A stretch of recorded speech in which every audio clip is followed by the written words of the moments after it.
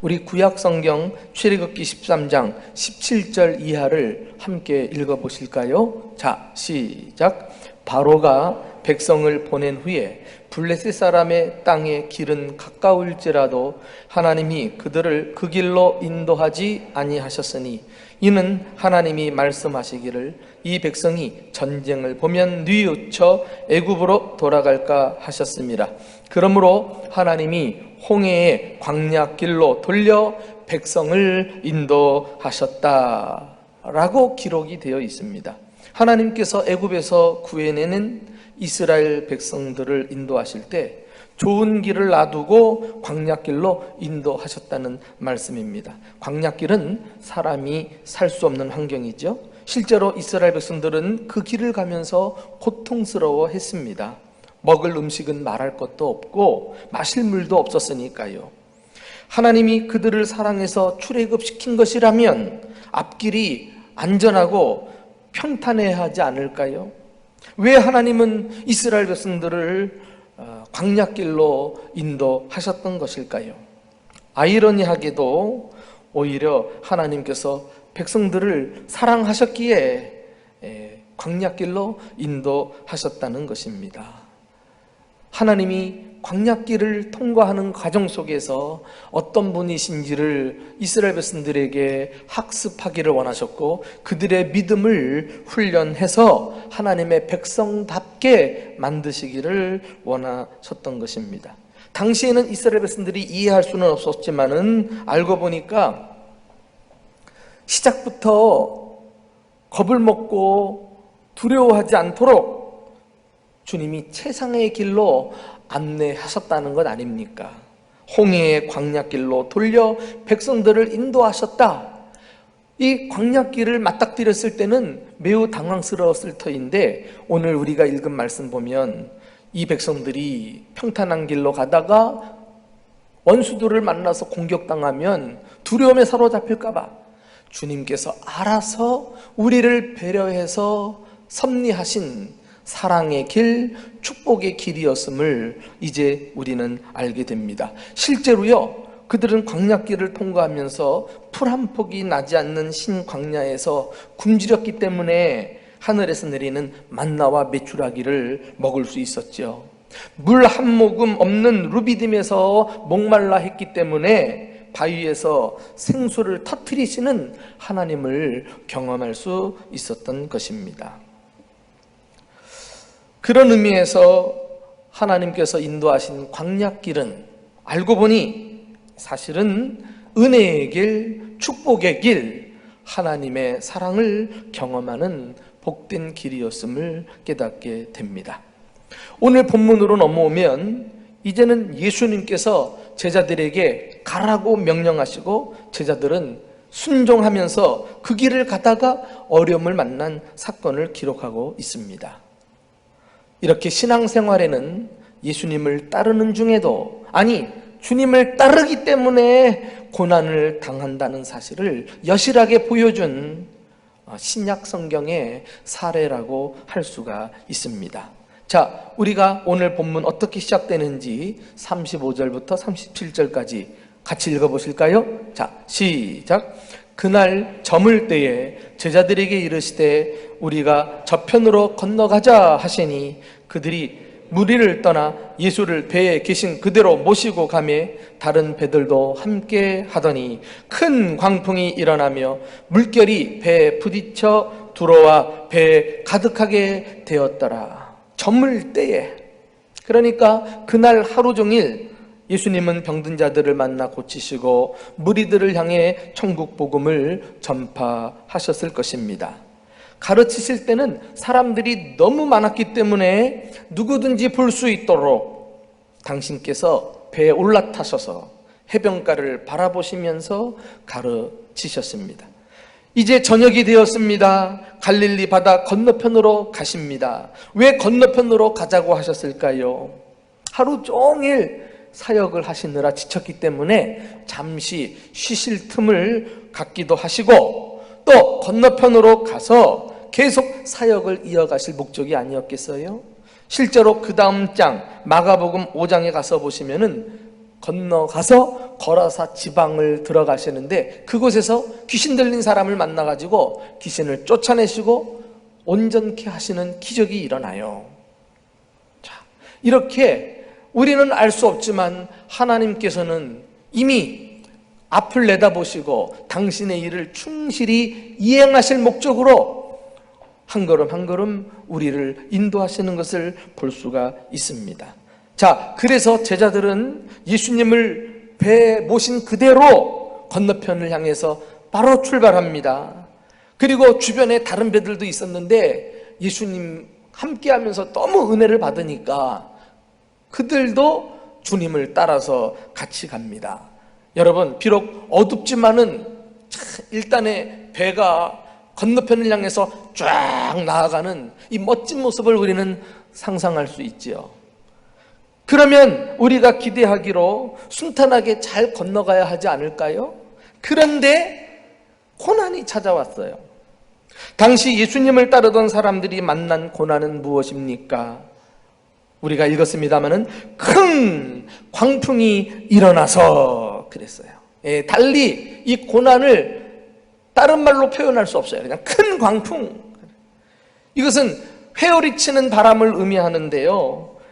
얼마나 그 회오리가 밀어닥치듯 배를 타고 있던 제자들을 마치 집어삼킬 것처럼 다가왔는지 제자들은 막 죽을 정도로 두려움에 사로잡힌 것을 볼 수가 있습니다.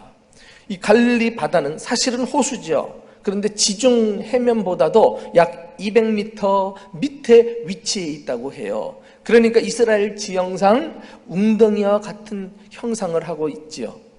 근데 저 북쪽 헤르몬 산에서부터 바람이 쫙 불어오게 되면은 지면을 타고 내려오다가 웅덩이 같은 그런 갈릴리 호수에 바람이 고이면서 회오리를 치는 것입니다. 갈릴리 바다는 평상시에 아주 잔잔하고 조용하다가 예기치 않게 이런 바람, 소위 광풍으로 인해서 어부들이 고존을 면치 못하는 일들이 많이 있었거든요. 근데 그날 밤 예수님이 타신 배에 그리고 그를 따르는 제자들에게 이 엄청난 고난이 찾아온 것입니다. 매우 긴박하고 급격했던 당시 상황을 묘사하는데 물결이 배에 부딪혀 들어와 배에 가득하게 되었다. 거의 침몰 직전에 일촉즉발의 그런 위기 상황인 것을 볼 수가 있지요. 이것을 보면 갈릴리는 우리가 사는 세상을 비유한다고 할 수 있습니다. 무슨 일이 생길지 아무도 모르니까요. 누구도 장담할 수 없습니다. 예측 불허입니다. 믿는 사람에게 있어서 고난은 예수님이 함께 하신다는 사실을 꼭 기억하십시오. 자, 다 같이 시작. 예수님이 함께 하심. 우리 한번 38절을 다 같이 읽어보실까요? 시작. 예수께서는 고물에서 베개를 베고 주무시더니 제자들이 깨우며 이르되 선생님이여 우리가 죽게 된 것을 돌보지 아니하시나이까 하니. 이 짧은 구절에 큰 풍랑에 대해서 두 가지 상반된 반응을 엿볼 수 있습니다. 먼저 큰 풍랑 속에서도 조용하게 주무시고 계시는 예수님의 모습이지요. 반면에 제자들은 큰 풍랑을 만나서 혼비백산하면서 죽겠다고 아우성치는 모습을 보게 됩니다. 신기합니다. 같은 배를 타고 있고 같은 문제를 만났는데 한쪽은 두려워하고 한쪽은 편히 쉬고 있는 것입니다. 도대체 어떤 차이가 이런 극단의 반응을 보이게 되었을까요? 결국은 믿음의 차이라고 할 수가 있어요. 믿음의 문제인 것입니다. 믿음이 있는 사람은 고요합니다. 풍랑이야 있든 없든 평온하고 안정된 삶을 살게 됩니다. 하나님 아버지를 전적으로 신뢰하는 자만이 누릴 수 있는 축복이라 하지 않을 수 없는 것입니다. 우리 예수님 보십시오. 그 풍랑 중에도 베개를 베고 주무실 수 있다니요. 예수님이 평소에 복음서에서 하시는 말씀을 보면 어떻게 그럴 수 있었는지를 힌트를 얻어요. 요한복음 8장 29절에 나를 보내신 이가 나와 함께 하시도다. 우리 구주 예수님은 늘 하나님 아버지께서 당신을 사랑하셔서 당신과 어디든지 함께 하신다는 이 사실을 잊지 않으셨으며 고백을 하셨다니까요. 심지어 십자가 사건을 앞에 두고 그 누구도 무서워 뻘뻘 떠는 상황 속에서도 예수님의 고백을 한번 들어보세요. 요한복음 16장 32절입니다. 자, 시작. 보라, 너희가 다 각각 제 곳으로 흩어지고 나를 혼자 둘 때가 오나니 벌써 왔도다. 그러나 내가 혼자 있는 것이 아니라 아버지께서 나와 함께 계시니라. 할렐루야. 따라합시다. 아버지께서 나와 함께 계시도다. 바로 이것입니다. 이 믿음이 없는 사람은 큰 풍랑이 몰아닥쳤을 때 자기 혼자라는 사실 때문에 두려워할 수밖에 없어요. 사실 이런 사람은 풍랑이 아니더라도 항상 두려워하며 살아갑니다. 왜 그럴까요? 어려운 환경에 딱 들이닥치게 되면 문제만 보고 함께 계시는 주님을 잊어버리기 때문에 그래요. 우리 예수님 보세요. 그 십자가 사건을 앞에 두고 제자들이 다 예수님을 버리고 도망가고 배반할 것이라고 하는 이 심리적 고통 가운데서도 결국은 십자가를 승리하시잖아요. 내가 혼자 있는 것이 아니라 아버지께서 나와 함께 하시니라. 이것이 믿음의 사람들에 있어서 안 믿는 사람들과의 중요한 차이라고 할 수가 있습니다. 사랑하는 교회 여러분, 우리도 이 사실을 잊지 말아야 합니다. 인생의 풍랑을 만나 위태롭게 되었어도 지금 우리 구주 예수님께서 우리가 탄 배에 함께 계심을 기억할 수 있기를 주님의 이름으로 축원합니다.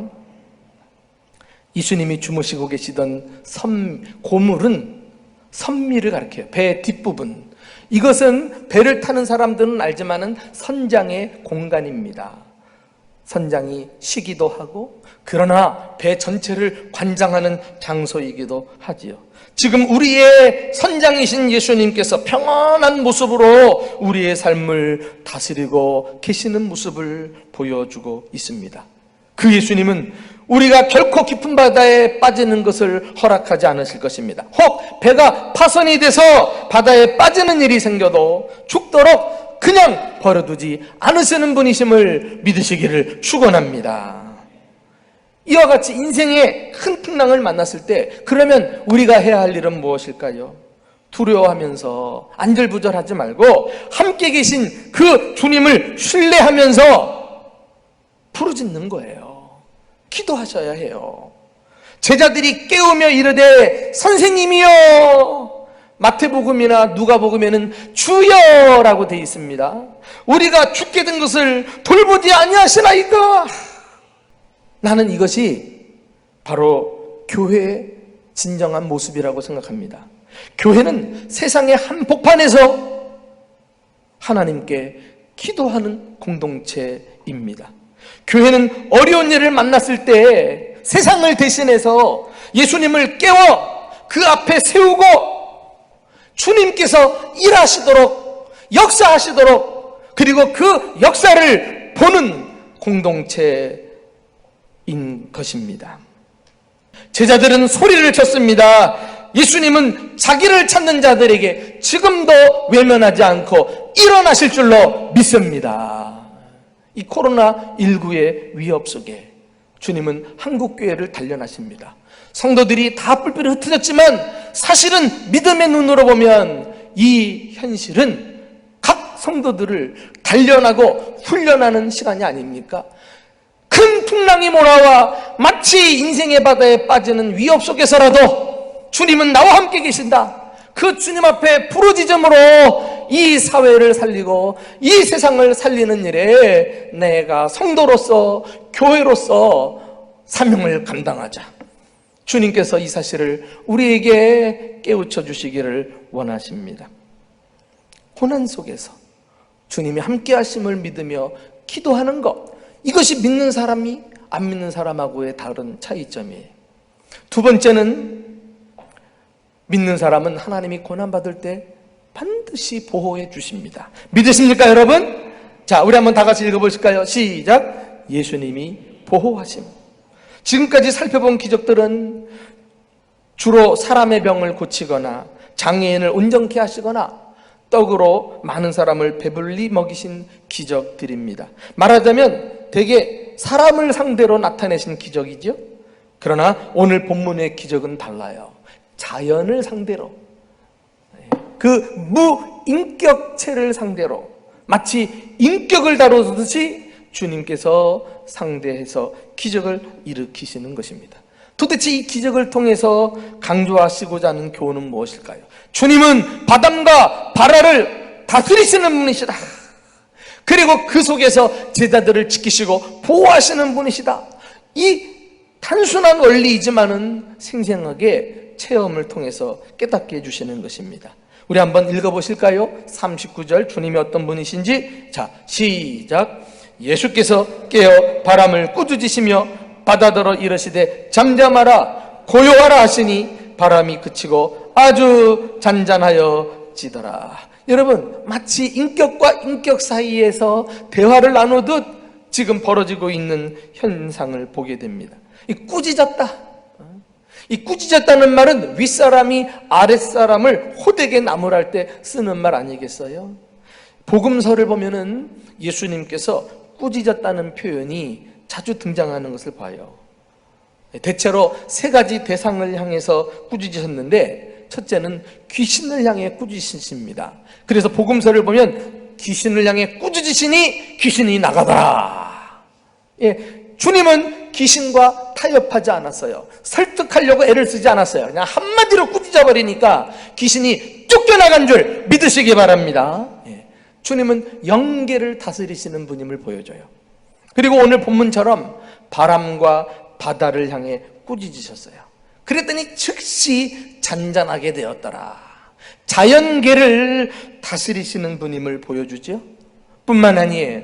예수님은 심지어 십자가에서 죽으실 때도 큰 소리를 지르시고 운명하시더라 할 때 이 큰 소리를 지렀다, 꾸짖었다는 말씀이거든요. 도대체 어떤 소리를 질렀을까? 다 이루었다라는 말씀으로 보는 사람도 있고, 아버지여 내 영혼을 주님께 의탁합니다 라고 보시는 분들도 있고 해요. 그러나 어쨌거나 분명한 것은 주님은 죽음 앞에서도 절대 기각 벗기지 않고 당당하게 죽음을 향해 호령할 수 있었다는 거예요. 그리고 예수님은 죽음을 넘어 부활하시고 승리하신 구주이심을 믿으시기를 축원합니다. 자, 이 꾸짖는다는 사실 우리에게 무엇을 알려줍니까? 이와 같이 예수님은 영계도 자연계도 심지어 죽음의 세계까지도 지배하시고 다스리시는 세상의 주관자이심을 믿으시기를 축원합니다. 마지막으로 예수 믿는 사람은 고난받을 때 예수님이 책망하셔요. 책망하셔요. 우리 한번 따라해볼까요? 시작. 예수님이 책망하셔요. 예수 믿는 사람과 안 믿는 사람이 고난을 만날 때 결정적인 차이는 그 고난을 통해서 새로운 깨달음을 갖게 된다는 것입니다. 제자들의 깨달음 역시 예수님의 책망으로부터 비롯됩니다. 자, 한번 들어보실까요? 40절부터 41절이에요. 시작. 이에 제자들에게 이르시되 어찌하여 이렇게 무서워하느냐? 너희가 어찌 믿음이 없느냐 하시니 그들이 심히 두려워하여 서로 말하되 그가 느기에 바람과 바다도 순종하는가 하였더라. 그렇습니다. 예수님께서 고난 중에 우리를 책망하시는 이유는 가뜩이나 힘든데 우리 힘을 빼거나 길을 팍 꺾으시려는 것이 아니라 그 고난 속에서 새로운 인식을 가져다 주시기 위한 거예요. 좀 깨달으라는 것이죠. 그래서 우리는 반드시 고난을 통과한 다음에는 깨달음이 있어야 돼요. 이것을 영적인 각성이라고 말합니다. 소위 Great Awakening, 대각성이라고 흔히 말하지 않습니까? 이것이 아마 고난이 가져다주는 가장 큰 유익이 아닐까요? 그래서 영적 대각성을 경험한 이후에는 이제는 웬만한 풍랑이 와도 한번 경험하고 깨달은 것이 있기 때문에 끄떡 없어요. 끄떡 없어. 여러분, 우리 삶에 영적인 대각성이 일어나려면 반드시 두 가지 과정을 밟아야 합니다. 먼저는 모든 문제가 결국은 믿음의 문제라는 사실을 깨닫는 데서부터 영적 각성이 일어나요. 어찌하여 무서워하느냐? 왜 믿음이 없느냐? 예수님이 지적하셨잖아요. 제자들이 비록 주님 앞에 부르짖었을지라도 주님은 그들의 마음을 들여다보았을 때 여전히 두려움에 사로잡혀 있고 함께 계신 주님을 온전히 신뢰하지 못한 이 믿음의 결여 때문에 주님은 안타까워 하셨던 것입니다. 그래요. 믿음이 있으면 평안할 것이고 고요할 것이고 아무 걱정도 없는 거예요. 파도가 있든 없든 바람이 있든 없든 이런 것은 알고 보면 걱정할 것이 아닌 것입니다. 모든 근심과 두려움과 염려, 걱정, 근심 다 믿음의 부재에서 온다는 사실을 아십니까? 정작 풍랑이 있어서 두려운 것이 아니라 믿음이 없어서 두려운 거예요. 제자들은 이 사실을 깨닫고 자신들의 믿음 없음에 대해서 믿음을 다시 불러일으키기 위해 노력해야만 했습니다. 두 번째 영적 각성이 일어나려면 믿음의 부재를 깨닫고 그 속에 진정한 믿음으로 가득 채우기를 원해야 돼요. 이 참된 믿음은 예수님에 대한 새로운 지식으로 말미암아 얻어집니다. 제자들 보세요. 마지막에 그가 누구기에 바람과 바다도 순종하는 것. 지금 제자들은 예수님의 능력과 권세에 대해서 놀라고 있습니다. 조금 전만 해도 큰 풍랑 때문에 놀랬던 제자들이 그 문제는 강고덮고 이제는 그가 누구이기에 Who is this? 인격이신 예수님에 대해서 놀라고 있는 것을 볼 수가 있어요. 그래요. 중요한 것은 누구냐 하는 것입니다. 무슨 일이 벌어졌느냐가 아니라 누가 그 일을 행하셨느냐입니다. 내게 무슨 사건이 일어났느냐? 어떤 문제가 발생했느냐? 묻지 마십시오. 누가 그 일을 행하셨느냐? 누가 그 일을 만드셨느냐? 이것이 중요한 관건이어야 합니다. 만사는 우주의 주재자이시고 만물의 주관자가 되시고 하늘과 땅의 모든 권세를 가지고 우리와 함께 하시는 주님으로부터 기인되었다는 사실을 우리는 깨달아야만 하는 것입니다. 그러므로 어떤 풍랑 속에 들어가든지 어떤 환경 속에 여러분들이 계시든지 항상 제일 먼저 묻는 말, 그가 누구시기에? 그가 누구시기에? 이 질문 속에서 나와 함께 계시는 하늘과 땅의 권세를 가진 예수님만 바라볼 수 있다면 불행 끝, 행복 시작일 줄로 믿습니다. 오늘 본문의 기적을 통해 제자들은 예수님을 새롭게 보게 되었습니다. 예수님을 새롭게 보기 시작하자 자신들이 만난 큰 풍랑에 대해서도 새로운 안목을 가지고 바라볼 수 있었던 것입니다. 그리고 이 기적은 오늘날을 사는 우리들에게도 예수님이 어떤 분이심을 가르쳐 주시기 위해서 성경에 기록된 사건입니다. 우리는 언제나 무슨 일을 만날 때마다 예수님이 누구신지를 생각하며 그분을 가장 먼저 떠올리며 풀어가야 하겠습니다. 예수님은 우리와 함께 하십니다. 그분은 우리를 전능의 손으로 붙들고 보호하고 지켜주실 것입니다. 그분을 만나면 영적 각성이 일어나고 고난을 통해서 신앙은 더 업그레이드 될 것입니다. 이 믿음을 견고히 부여잡고 큰 풍랑 중에도 평온함과 고요함을 누리며 사는 저와 여러분 되시기를 주님의 이름으로 축원합니다.